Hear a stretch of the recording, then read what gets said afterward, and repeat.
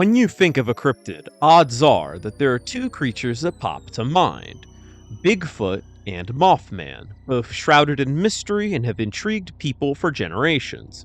But what if I told you in the Pacific Northwest there is an elusive beast with features from both of these cryptids, which was unleashed upon the world as ash blackened the sky and lava covered the grounds around Mount Saint Helens? Welcome to Cryptid Corner, the series All Things Cryptids, and today, on our Halloween special, we are going to cover the Batsquatch. Today's story begins in the wilderness surrounding Mount Saint Helens in Washington state, although over the years, sightings have been reported from across the Pacific Northwest region of the United States. As its name suggests, Batsquatch's appearance is a fusion of a Bigfoot and a bat, along with more dog-like characteristics in the head, along with sharp teeth, and bat-like wings and feet. Batsquatch is generally a grayish-blue creature in coloration, and is also absolutely massive, ranging from between 9 and 15 feet tall, with a wingspan of up to 50 feet, which, if true, would give the largest wingspan of any known animal to shame, blowing out the Quetzalcoatlus' 36-foot wingspan. The Batsquatch's appearance may remind you of another winged cryptid in the form of Mothman from Point Pleasant, West Virginia. Although, the two being winged humanoids isn't the only things that they would have in common, as their sightings both are tied to tragedy. But unlike Mothman, who was spotted before the collapse of the Silver Bridge, Batsquatch would appear on May 18, 1980, above Mount Saint Helens.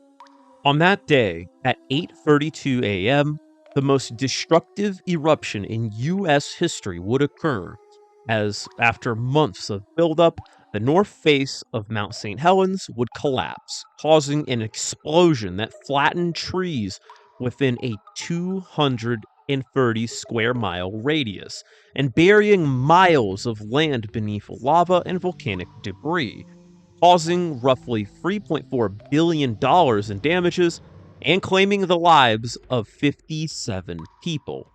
And looming over the broken mountain was a plume of ash and gases stretching 15 miles into the atmosphere, visible from 50 miles away, and spotted flying through this pillar of destruction was none other than Batsquatch, described as a red-eyed monkey-like creature with ginormous wings. The imagery of this winged terror first being spotted during such a catastrophic moment paints a terrifying picture, as if it was unleashed upon the earth from within, bringing a whole new meaning to the saying like a bat out of hell. But as dramatic of an appearance that this was for Batsquatch, it was just its debut, as on an April night in 1994, a high schooler named Brian Canfield would be driving his truck through Pierce County, Washington. But when around Mount Rainier, his engine would suddenly die. Before he could get out to check, a winged figure would violently fall to the road in front of him. The creature then stood, about 9 feet tall with a bluish tint, yellow glowing eyes, a wolf-like head with straight sharp teeth, the talons of a bird, and enormous wings attached to the back of the creature, so large that they could comfortably touch the edges of the road. The creature stared from 30 feet away directly into the eyes of Canfield, leaving him terrified, but to his luck, the beast would spare him, flying out of sight and allowing him to return home safely. Canfield would be interviewed by News Tribune columnist C.R. Roberts, who would be the one to dub the creature as Batsquatch. Roberts would add that Canfield was your average high school kid who doesn't drink or do drugs, as journalists tend to do with cryptid reports, but he would also add that he's never seen a UFO, isn't a fan of heavy metal, and has never played Dungeons and Dragons, which is pretty random, so I figured I had to add that. Following this account, a pilot named Butch Whitaker would be flying over Mount Rainier, when suddenly he would become aware that he was not the only one in the sky, spotting what appeared to be a giant bat. In 1998, an anonymous trucker in northern Oregon would be transporting lumber when out of nowhere, his truck would collide with the Batsquatch. This time around, though, things were different, as Batsquatch was described as being 15 feet tall, this time with purple glowing eyes. It seems the eyes change color, a purple nose, and also this time the wings were pretty small, although small probably just means that they weren't like 30 feet long this time around.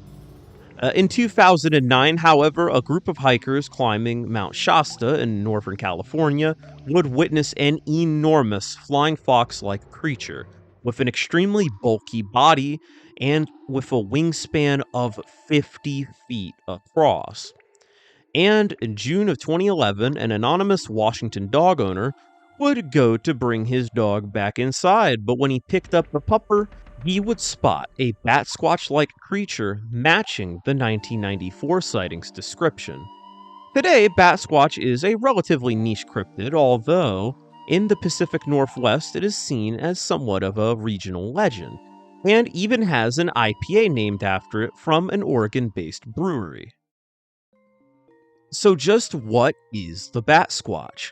The concept of Batsquatch being unleashed during the eruption of Mount Saint Helens is not only metal as hell, but it gives the Batsquatch a very demonic vibe. The appearance of Batsquatch, as well, with its beastly body, glowing eyes, and wings, also lines up with the descriptions of many demons. But even if Batsquatch was a demon unleashed upon the earth as hell opened before it, that would be a paranormal explanation and not as much of a cryptozoological one. The appearance of Batsquatch isn't exactly unique, as not only are there winged humanoid cryptids like Mothman of Point Pleasant and the Owlman of Cornwall, but giant bat cryptids with ape-like characteristics have been reported, such as the Ahul and the Arangbati of Southeast Asia.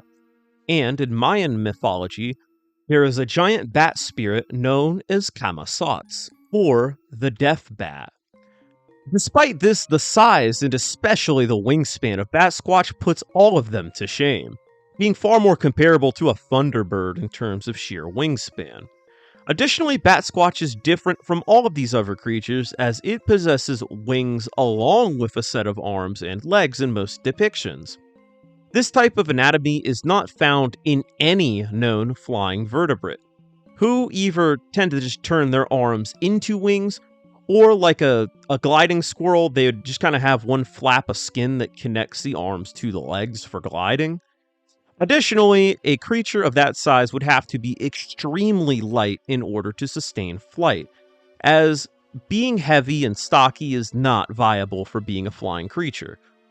To put this into perspective, the heaviest flying bird, the great bustard, which can achieve heights of 3 feet 5 inches tall and a wingspan of 8 feet and 10 inches, can only weigh up to 40 pounds, and the Quetzalcoatlus, the largest flying animal of all time, stood about 20 feet tall with a 36-foot wingspan, but it only weighed about 500 pounds, which is very weird to think about. Like, there's a lot of bears that weigh like double this.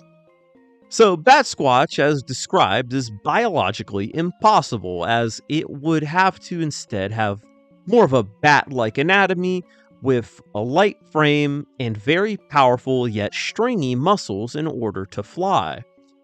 But even with this in mind, I would doubt that it would survive a quick descent into a road, and especially would not survive a collision with a truck.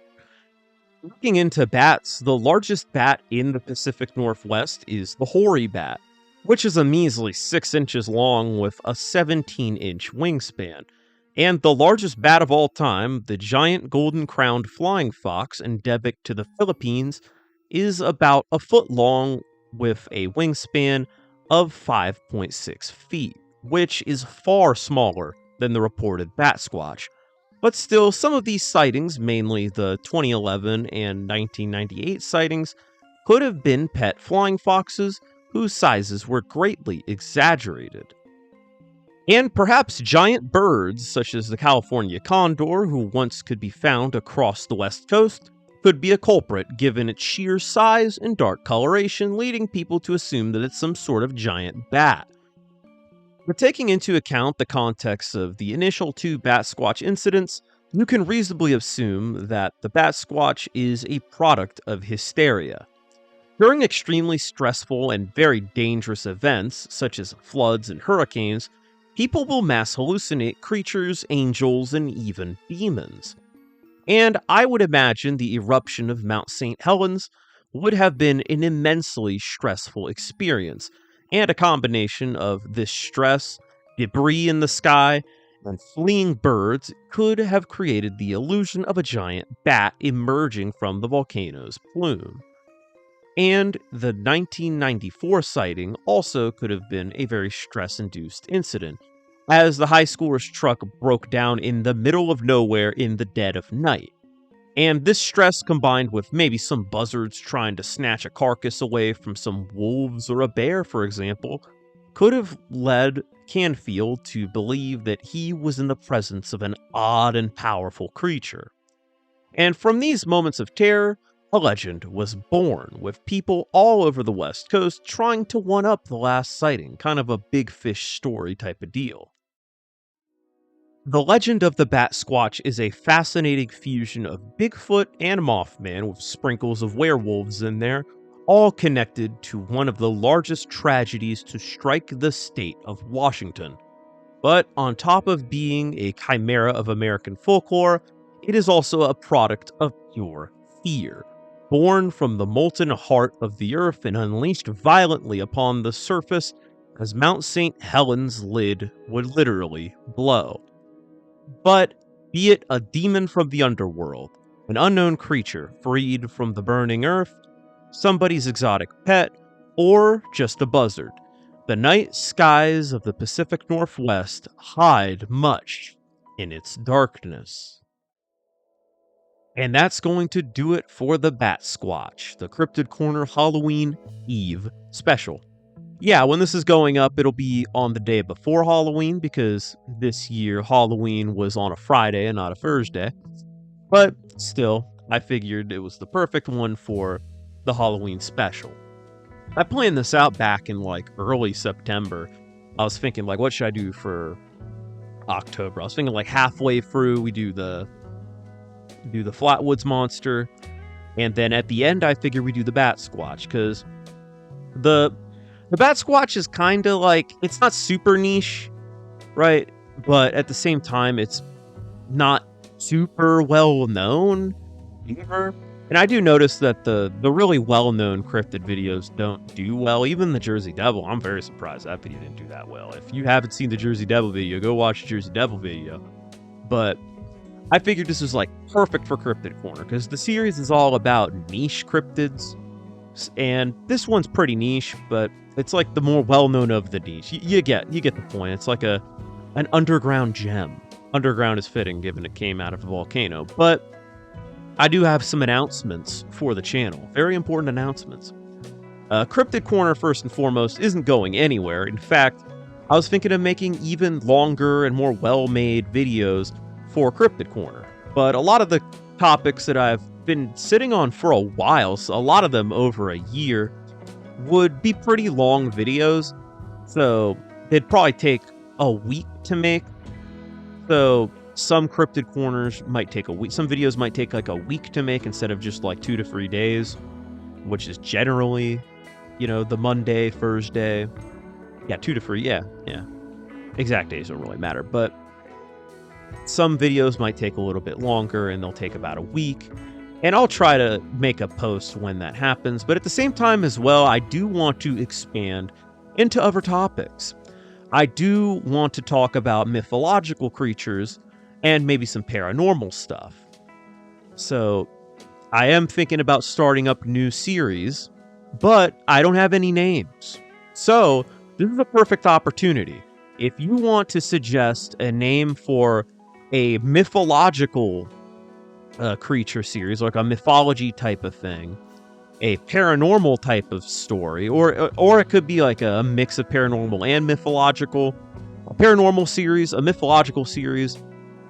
And yeah, it doesn't have to be like Paranormal Corner.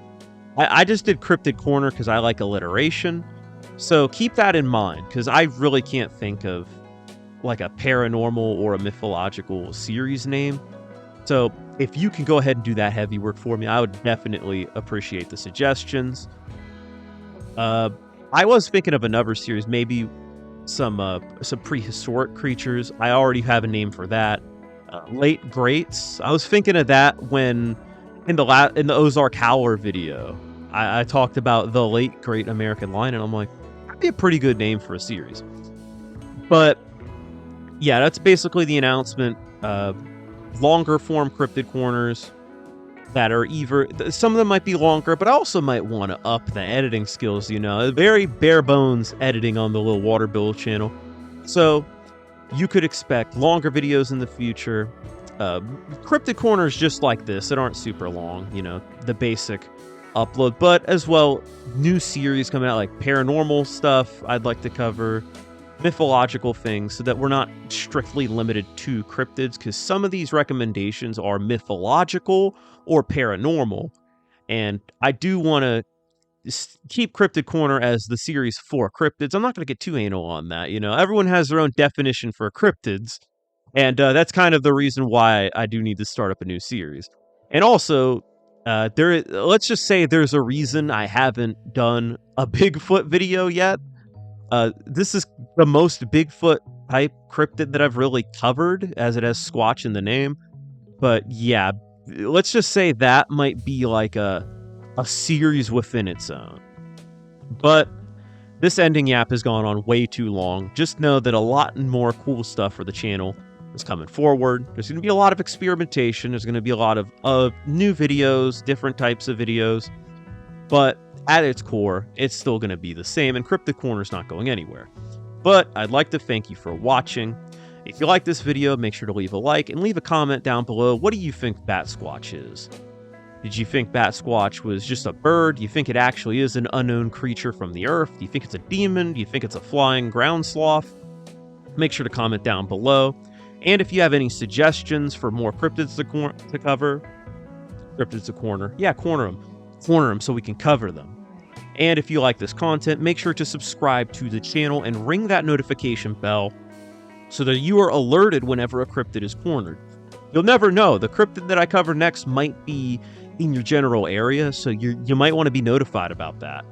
And of course, if you want to gain early access to these videos, priority recommendations, and your own spot here on the member shoutout section, you can become a member for just $3 a month. But this is a world record ending yap. It's going to go on to like 6 minutes long. Okay, yeah, thank you for watching, and I will see you in the next video. Goodbye, and have a safe, happy, and healthy Halloween. Well, maybe not healthy. I mean, it's like you're going to eat your candy, but like not life-threatening, okay? Safe.